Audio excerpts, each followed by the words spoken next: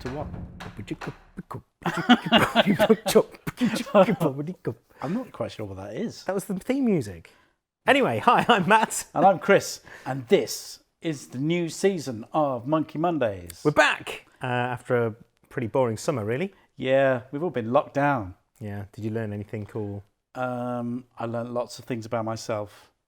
Been all zen and sitting in a hammock, but all those times have gone, haven't they? Well, hopefully we can start pulling all of those Zen moments out of your brain over the next few weeks, Chris, to share with you guys who sit and listen to us ramble and swear. Say a swear word. Piss. That's one of my favourites. Okay. Sometimes, right, we plan these things, don't we? Kind of, well, Yes. loosely. Yeah. We almost print something out and work out what we're going to say. But today we're going to have a bit of a chat. Yeah, because recently we've had a few customer journey workshops that have been really inspiring, and I've come away from them thinking about certain things that have come up in those meetings, and I just wanted to share them with you today, really. The first one is when you're in business and you start that business or you start a job because you're passionate about a cause, 5 or 10 years down the line, you might still be in that business, but that cause has sort of floated away. And just reminding yourself every few years or every few months about this cause to check you're still in the right job or in the right business is a really important thing to do. Yeah. What was it? We saw one, didn't we, recently? I think it was a video and they talked about Kodak. Oh, yes. That was a good one, wasn't it? Because like he started off by just wanting to survey land or something and take photographs, but it's impossible back in the day because you had to literally take a photographer with you with a hood and a giant box. And he took a load of photographs. He developed film, didn't he? Modern film, which was kind of rubbish, but did the job. Took it to a load of photographers, professional photographers, and they all said, this is rubbish, the quality is not good enough. But then he went on to create Kodak and sold an awful lot of this stuff because he knew the end consumer would be happy. Yeah. And that was that. If they'd held on to that idea, you know, photography should be available and free and easy to use for, not free, but easy to use for everybody. Yep. Then when that thing happened with them with the digital photography where somebody went to Kodak and said, hey, I've created this thing, digital photography. And Kodak had all of their money tied up in film and printers. They looked at it and went, no, the quality's not good enough. They'd forgotten what they were doing. That kind of thing, isn't it? Yes. It is, very much so. And it sort of leads on to the next thing is about habits.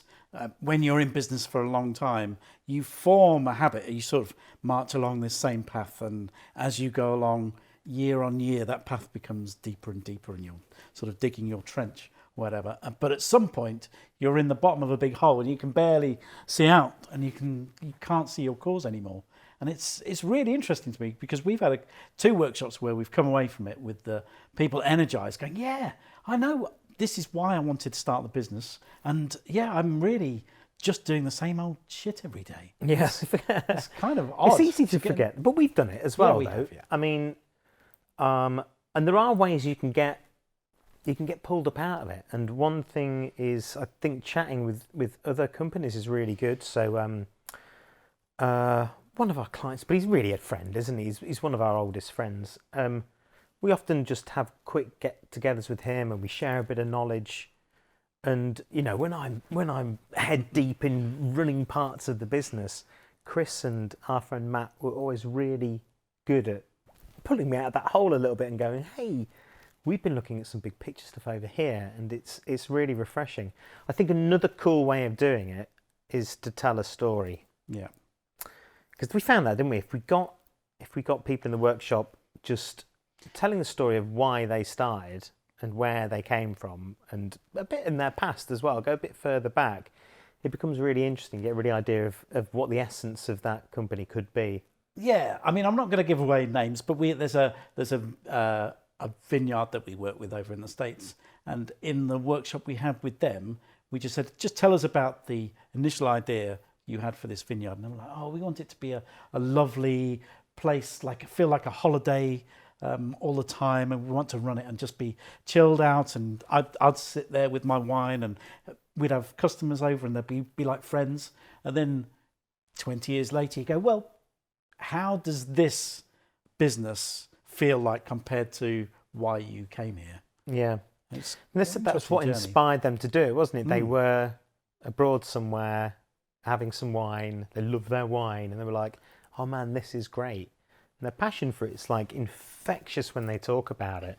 But the day-to-day running of their business, it's hard. You've got a lot of hats to wear. It's difficult. Yeah. Yeah. And it sort of leads us on to something about flexibility. At the minute, I'm reading a book by the daughter of Bruce Lee, and it's entitled one of his quotes, which is "Be like water," and it's about being flexible and just going with the flow a lot.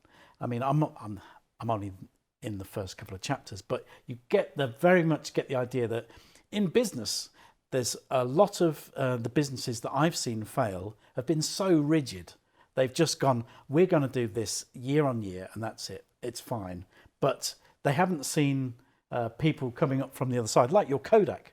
Kodak have just did the same thing year on year, and they were like, if we go into this digital market, we're going to shut down our film stuff. But they didn't see all these people zooming along the highway next to them, and they weren't open to change. But if they had been that flexible, they would have gone more into digital early doors, and maybe they would still be going today. I guess they resisted the current there, didn't they, and tried to swim against it. Yeah, and I think a lot of the things we've done where we've been more successful in our business is where we have been flexible and where we've gone, okay, let's just break everything and start again. I think it's been probably the most empowering times in Rusty Monkey. I think we did a video on creative destruction. I remember it because I pushed over the blackboard. That must have been quite a while ago then. It was, yeah. That was back in the days when we went to effort to draw things on a board. So I think it's just, what I would suggest is just take some time out. Make sure you go back to your cause where you started.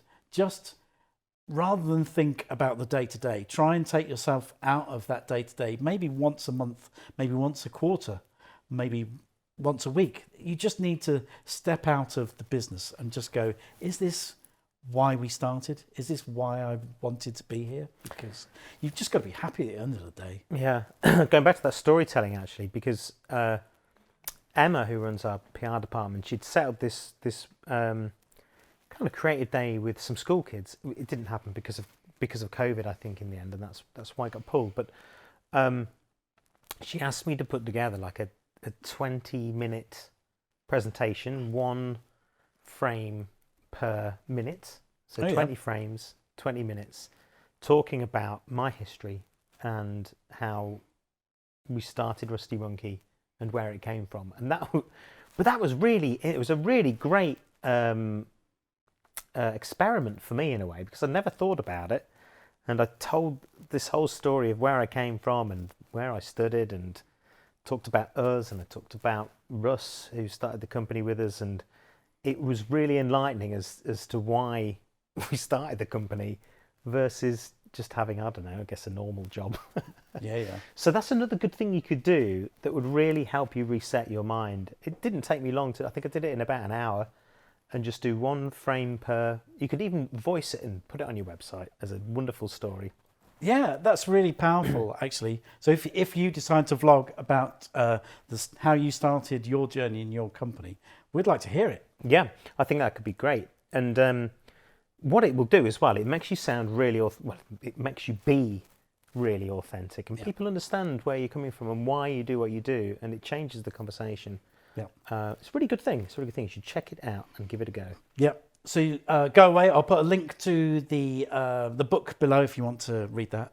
You'll put a link like he decided, like he puts the page together. I can't really endorse it yet. I'm only in the second chapter, but it'll be down there. I'll find it. I'll hand it to Mel. She can paste it in and be fine. Someone will do it. Yeah. One of the Rusty Monkeys. Go and have a read of those books, and be more zen.